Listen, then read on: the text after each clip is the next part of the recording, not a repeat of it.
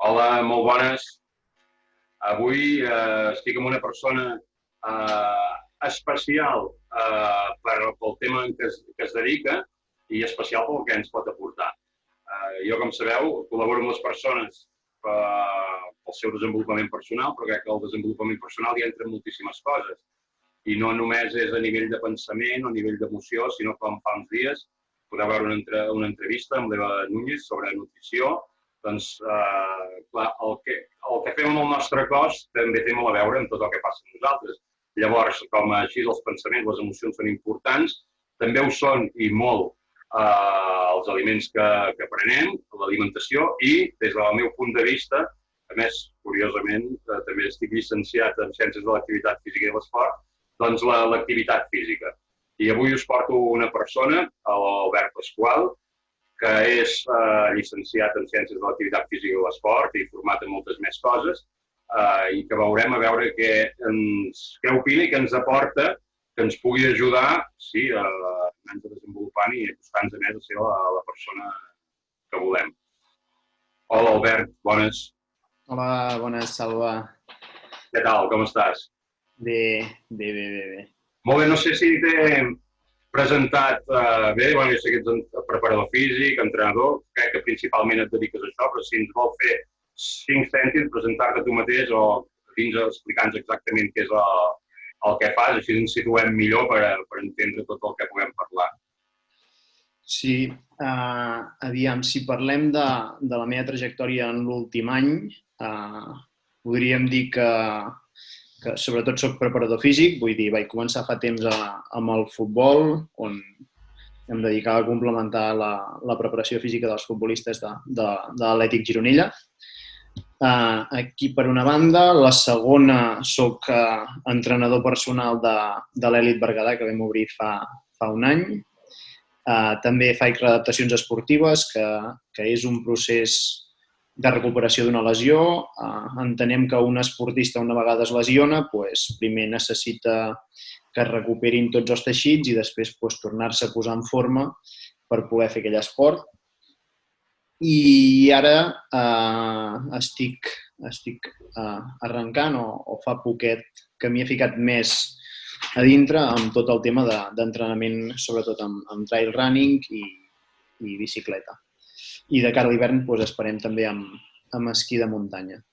I una miqueta el que faig o el que he fet aquest últim any és això, preparació física del futbol, entrenaments personals i readaptacions a l'èlit, i ara fa poquet que m'hi he ficat més amb el tema d'entrenaments i planificacions amb trail running, sobretot. Sí, entrenador personal és, per exemple, jo em vull posar en forma, o vull perdre 3 quilos, o vull preparar-me per córrer aquesta cursa, o pujar aquesta muntanya, o fer aquesta distància en bicicleta. Jo et truco, vinc a entrenar amb tu, i el que entrenem em serveix per aconseguir el que jo vull.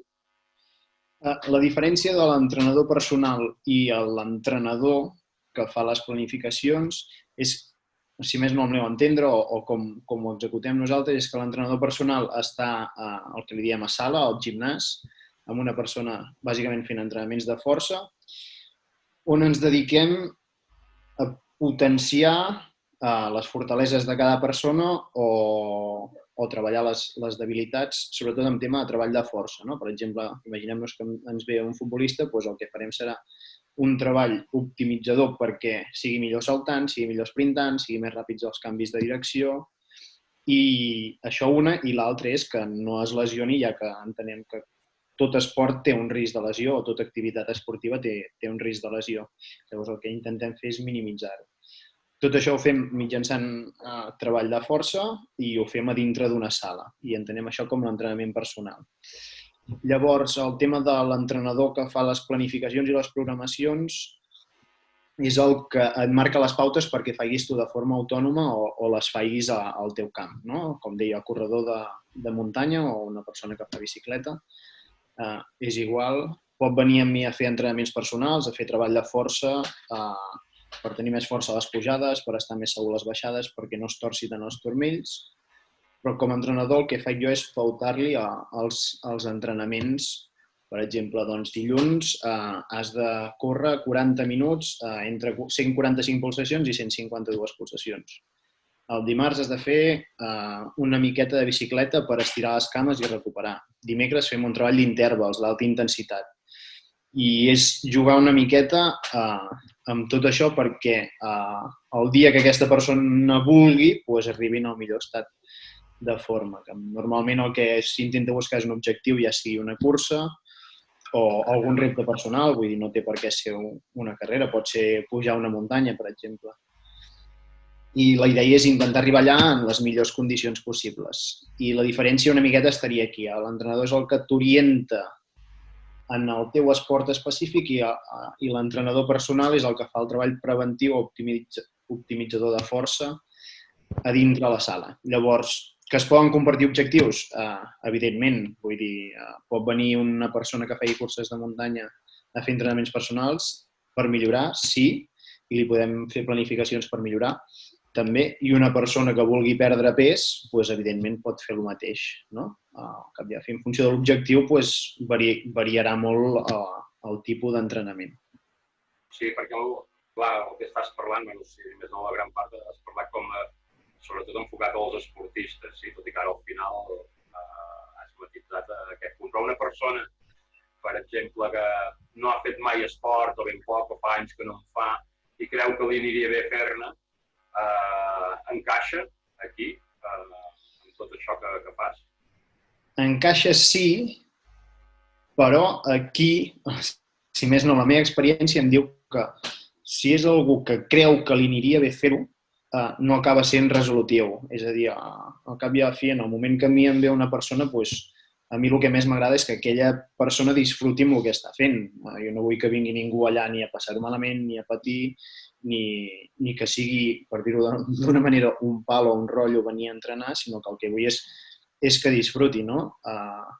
Llavors, una persona que creu que li pot anar bé, em sembla genial, però al cap i a la fi tots necessitem com alguna motivació o alguna cosa que no sé, que ens genera aquella cosa a dintre i que ens fa venir ganes de fer allò, no? I, hòstia, una persona que vol perdre 3 quilos, al cap i a la fi és una dada objectiva, però per què vull perdre 3 quilos? Una, segurament per veure'm millor davant d'un mirall, dues, perquè si faig activitat física em trobaré millor, i no sé, hi ha diferents inputs que crec que s'han de valorar tots, s'han de posar sobre la taula i n'hem de ser conscients.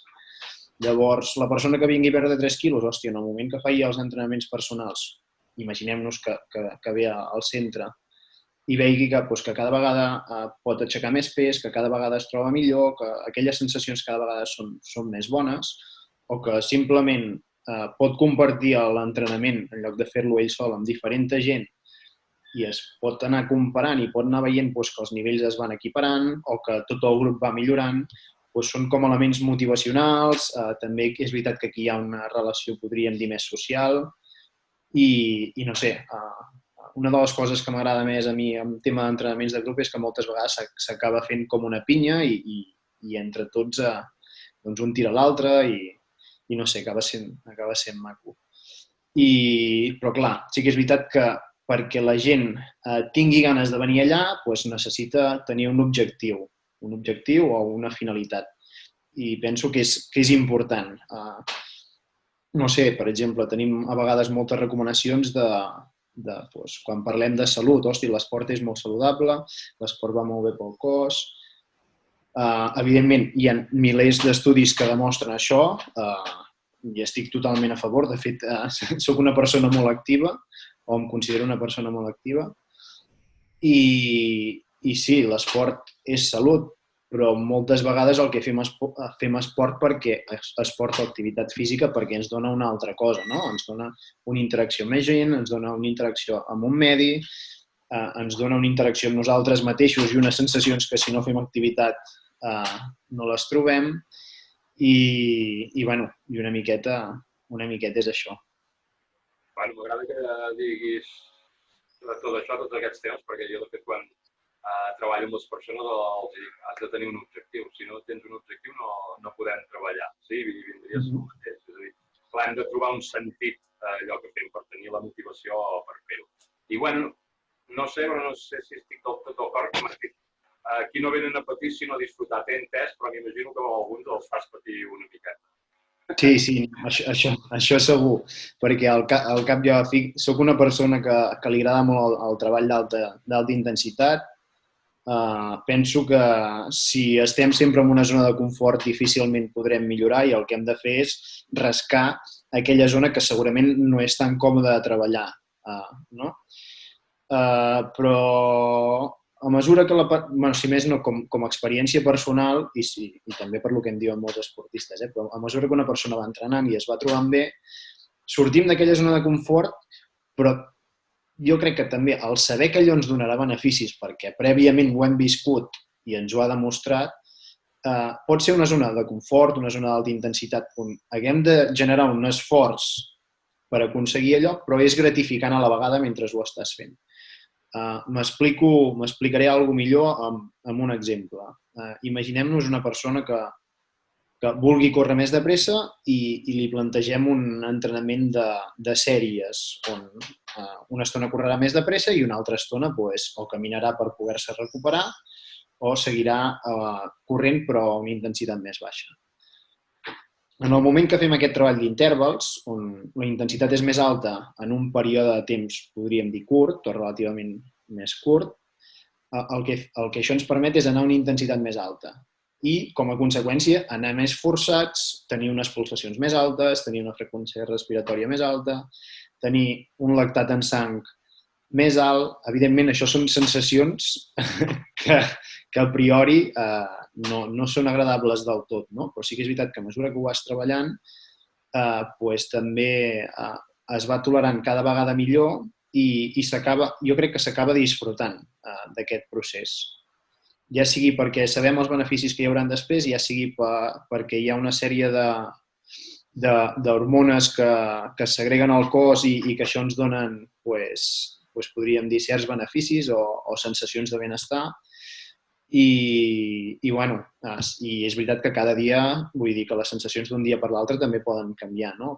Som persones i no som robots i una miqueta la gràcia està aquí, que també l'esport o l'activitat física ens permet escoltar el cos en tot moment i el saber com estem, sempre i quan estiguem per lo que hem d'estar. Si me'n vaig a fer un treball d'alta intensitat i estic pensant en què faré després, després es perden moltes coses. I és una de les coses que intento sempre remarcar a la gent. Hòstia, estem fent això, doncs intentem estar per l'entreno i estar per lo que hem d'estar. Jo entenc, però ara ho has citat més o menys, que pel desenvolupament integral de la persona, a no ser que siguis ja un Buda o un iogui els ioguis també fan molta activitat física, sí? Però un monjo budista que estiguis meditant 8 hores i estiguis en un estat que res ni ningú et pot pertorbar el teu estat intern, l'activitat física jo crec que és molt saludable perquè segreguem un tipus d'hormones, serotonina, dopamina, sí que ens fan sentir benestar, felicitat o calma, relaxació. I llavors, això té una influència amb el nostre estat anímic i, per tant, també amb el nostre funcionament mental. És a dir, després de fer activitat física o després d'haver fet esport, normalment tenim molt bones sensacions. Tu veus que el fet que una persona durant un temps i de forma regular faci activitat física hi ha un benefici amb el seu estat d'ànim, és a dir, millora el seu estat d'ànim, la seva claretat mental?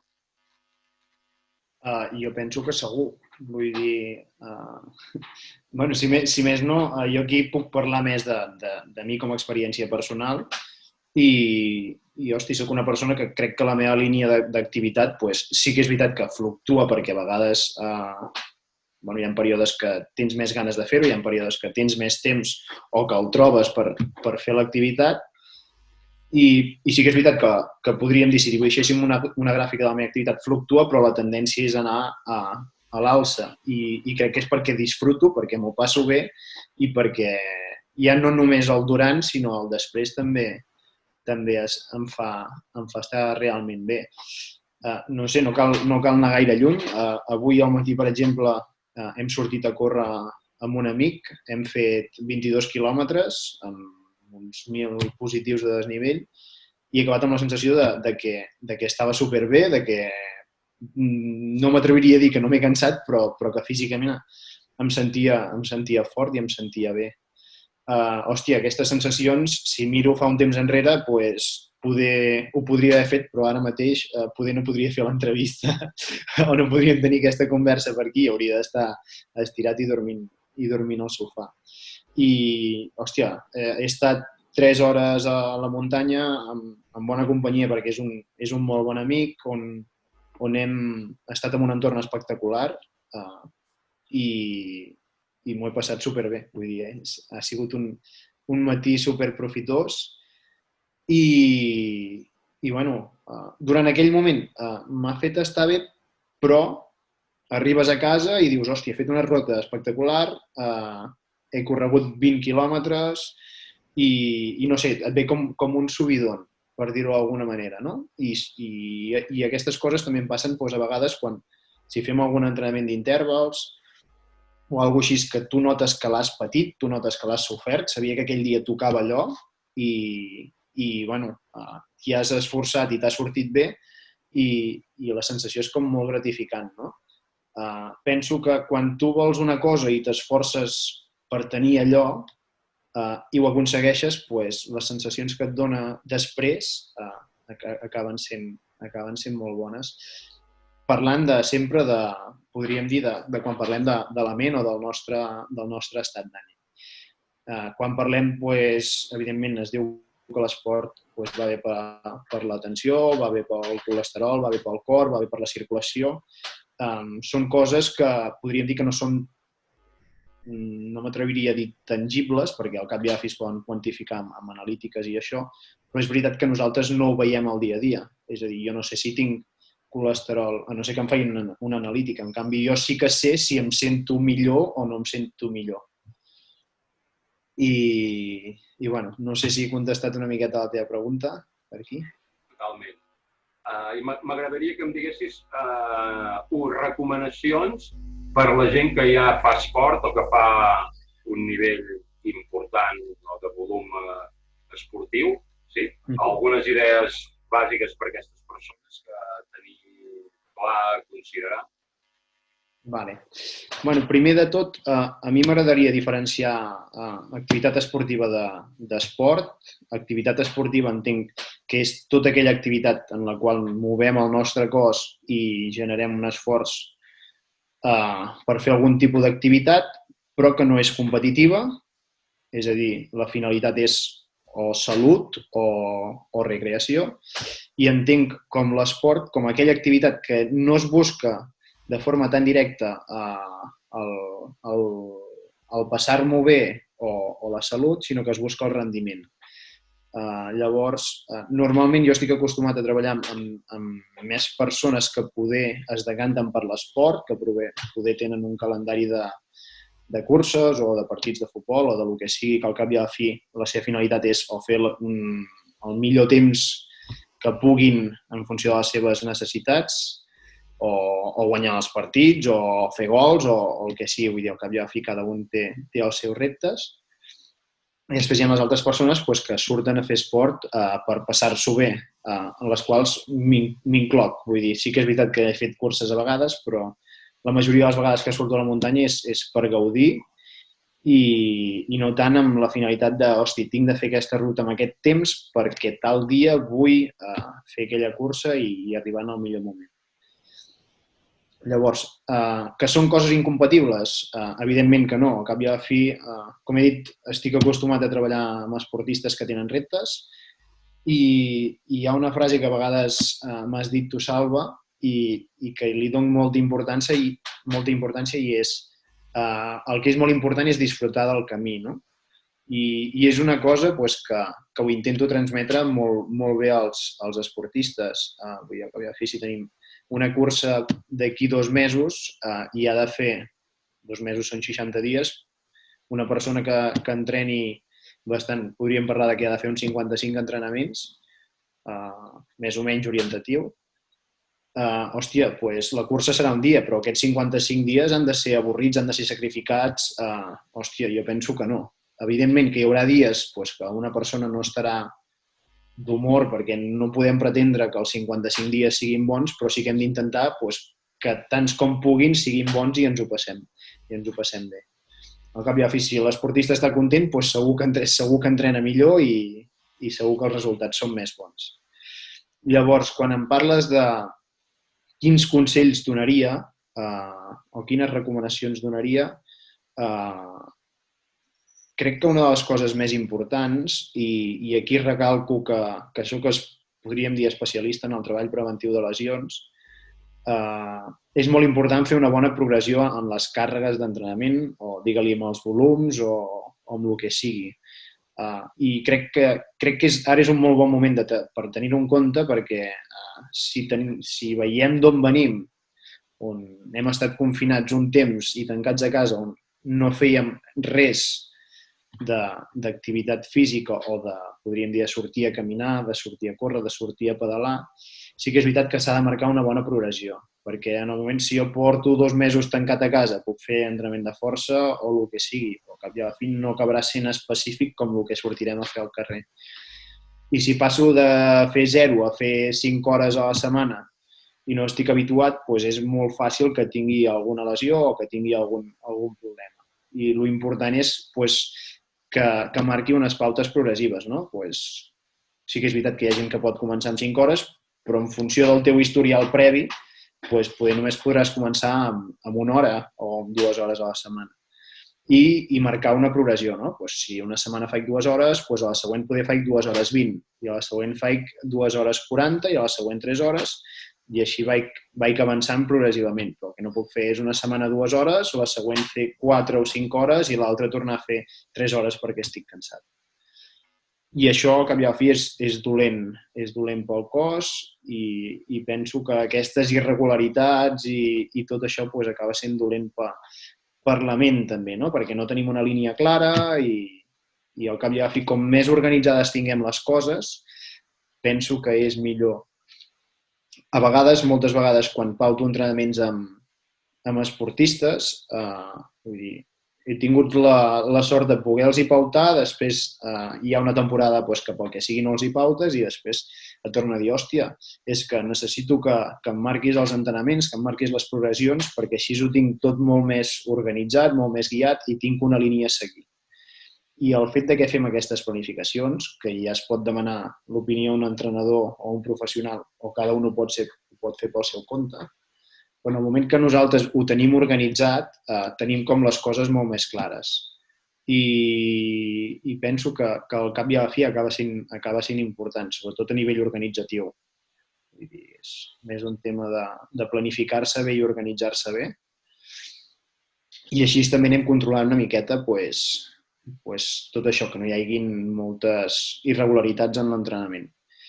Jo moltes vegades acostumo a recomanar, tot això depèn de l'esport que es faci, però en persones que fan bicicleta, córrer, caminar, acostumo a recomanar que facin servir una aplicació que és l'Strava, vull dir, i al cap i a la fi és utilitzar les noves tecnologies, que és el que tenim, són les eines que tenim, són recursos fàcils per controlar totes aquestes coses. Ens dona moltes dades amb molt valor i que les podem valorar i les podem tenir en compte.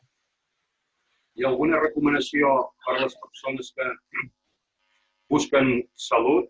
Però et posaré algun exemple. Sí que m'ho trobo molt amb les persones que em trobo a la meva consulta. Sí que em diuen, ostres, fa temps que penso que hauria de fer alguna cosa, o sortir a córrer, depèn de l'edat que tenen, també depèn del seu historial esportiu amb activitat física, que hauria de sortir a córrer, hauria de sortir a caminar, però porten temps parades i no han trobat fins ara el moment o l'empenta per fer-ho. Què podries dir a aquestes persones que saben que els hi anirà bé, però que de moment no tenen la força o la voluntat o la capacitat de començar a posar-s'hi? Aquestes persones, normalment, i amb el que he viscut jo, és el que dius tu, els hi falta una empenteta.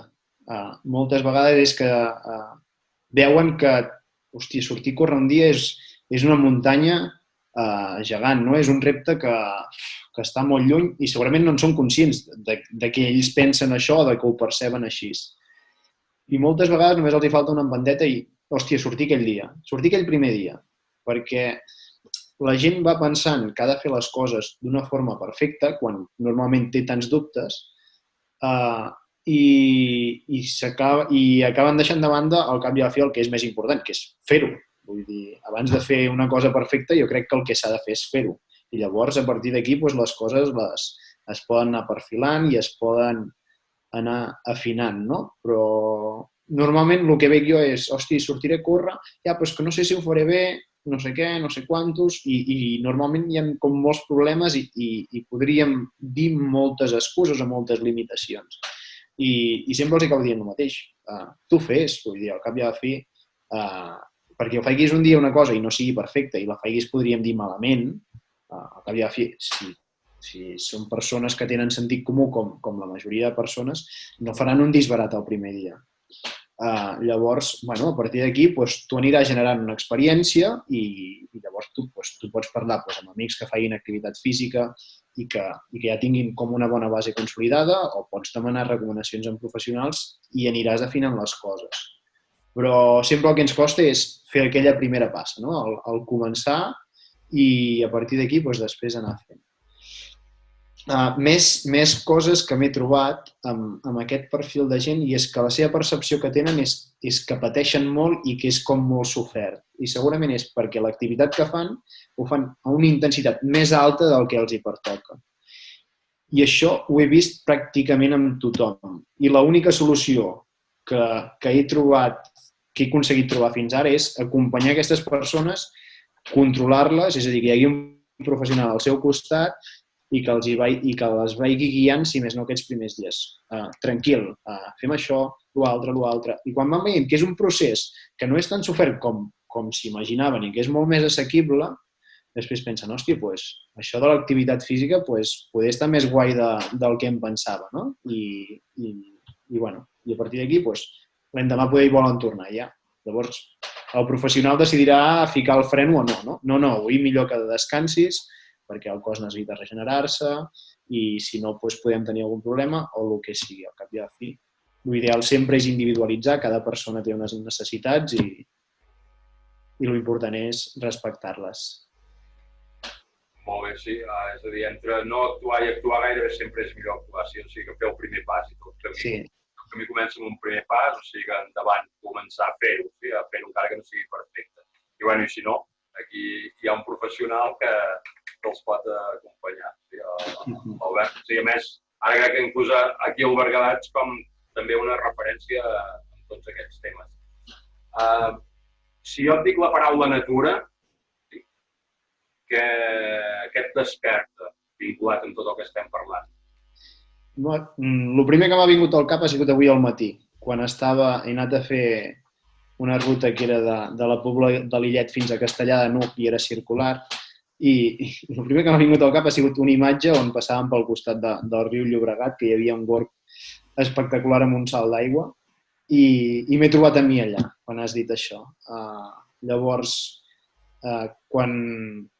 per tant, que quan em dius la paraula natura, què és el que em desperta? Doncs podríem dir que és una sensació de benestar, la sensació d'estar en un lloc molt agradable, des de la meva percepció. Llavors, no sé, ben bé podríem dir que és això, el primer que m'ha vingut al cap. Ho dic perquè, inclús molts dels esports que tu, que tens esportistes que acompanyes, tenen a veure amb la natura, inclús les persones que comencen també ho poden vincular amb la natura per fer-ho més agradable, per fer-ho més harmònic.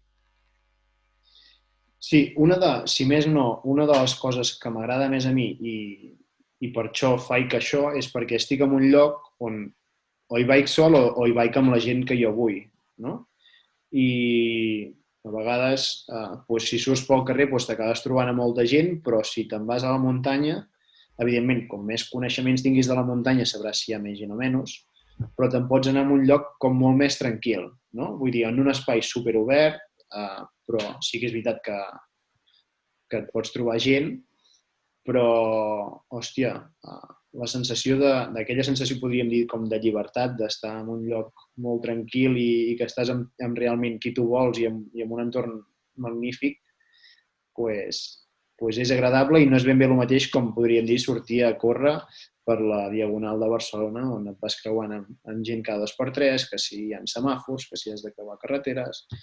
No tens aquella capacitat d'alliberar la teva ment i estar només per lo que has d'estar. Al cap i a la fi torno al mateix punt d'abans, no? Quan fem esport penso, o si més no, a mi m'agrada estar per lo que he d'estar. Si corro, pues, estar pel córrer, ja sigui concentrar-me en com xafo, en com aixeco el genoll, amb el que sigui, concentrar-me en això, o simplement hi ha moltes vegades que m'agrada córrer i no pensar absolutament en res, o caminar i no pensar absolutament en res. I l'entorn pues, és més propici i t'ajuda més a gaudir. Això sí. Recordo que com a mínim, o bueno, alguna vegada ens hem trobat, ara me'n ve a la muntanya, ara me'n ve una al cap un cop a la gallina pelada que ens vam trobar. Albert, per acabar o per tancar tot això que estem parlant, t'ha quedat alguna cosa per dir que creguis que és important, rellevant, que pugui ser útil? Bueno, al cap i a la fi penso que l'activitat física o l'esport és una eina que tothom té a l'abast, ja sigui de la persona que pràcticament no fa res o no ha fet res a la seva vida d'exercici, com la persona que dedica 15 hores a la setmana o 20 hores a la setmana a entrenar. Penso que és un recurs que tots tenim al nostre abast. Quan parlem de nosaltres com a berguedans, penso que tenim una gran virtut que és el nostre entorn, o una gran sort de viure on vivim, que podem sortir i estar en una zona realment tranquil·la. I penso que, hòstia, que ho tenim molt bé i ho tenim molt fàcil, no? I a vegades valorar aquestes coses, quan ho tenim tan a l'abast és difícil, però bueno, que val la pena i animo a tota aquella gent que no sàpiga ben bé què fer, pues, que si veuen aquest vídeo pues, que es posin les sabates quan acaben i surtin ni que sigui a caminar una estona i a valorar aquestes coses. Jo fins i tot hi ha moltes vegades que independentment de córrer o sobretot esquiar, al cap i a la fi a mi el que més m'agrada és fer esquí de muntanya, doncs hi ha moltes vegades que el que faig és després de sopar surto a caminar per Gironella. Vull dir, vaig a un lloc on no hi ha ningú, surto, camino 20, 30, 40 minuts. Llavors, per mi podríem dir que és un esforç bastant lleuger, però em va bé per pensar en les meves coses, em va bé per reflexionar i tenir aquell moment que si estigués a casa sentat al sofà mirant la tele no el tindria. No? I són coses que ajuden, podríem dir, a estimar-te una miqueta, a valorar-te tu, el que has fet, el que has de fer. I no sé, és que quan penso en esport veig que es poden fer moltes coses alhora. No sé, és difícil explicar totes les coses i totes les vessants. Molt bé. Albert, tu digue'm un llibre, una lectura, sí que creguis que pot ser important, interessant, tot el que estem parlant. Tinc un llibre aquí. Al cap i a la fi és un llibre que em va regalar un esportista que entreno. Me'l va regalar en anglès. Jo i l'anglès, sincerament, no som gaire amics, però bueno, en aquells moments no hi era en castellà. Vaig fer l'esforç de llegir i consultar coses perquè pensava que eren molt interessants i llavors un altre dia un altre esportista em va enviar la foto del llibre en castellà, no? I al cap de 5 minuts ja l'havia comprat. Llavors, sobre què tracta aquest llibre? Doncs, al cap i a la fi són recomanacions per entrenaments per atletes de muntanya i penso que utilitza un vocabulari molt fàcil i hi ha molt contingut important per totes aquelles persones que vulguin fer caminades, per totes aquelles persones que vulguin fer curses de muntanya, per totes aquelles persones que vulguin fer esquí de muntanya. Penso que és com una guia la qual utilitzo molt ara mateix, aquests últims dies, me n'estic fent un fart de consultar i de llegir coses perquè et dona informació molt útil. Llavors, la finalitat d'aquest llibre per què serveix? Pues una miqueta per això, per organitzar-te, per planificar-te el dia a dia el que has de fer i et dona aquests consells. Llavors, si em deixes, en tinc un altre aquí, que és del Kilian Jornet. Podríem dir que el llibre que he explicat abans va més relacionat amb el tema de planificació i d'entrenament i de marcar-me unes pautes del que he de fer, i aquest del Kilian Jornet explica més la seva experiència personal i com viu ell la muntanya, com viu ell les curses, i al cap i a la fi són coses que a vegades tu també t'hi associes o que penses, hòstia, a mi també m'agradaria viure-ho així, i podríem dir que és més un llibre motivador que no pas una guia per fer allò que vull fer. M'encanta, clar, el primer no el coneixo,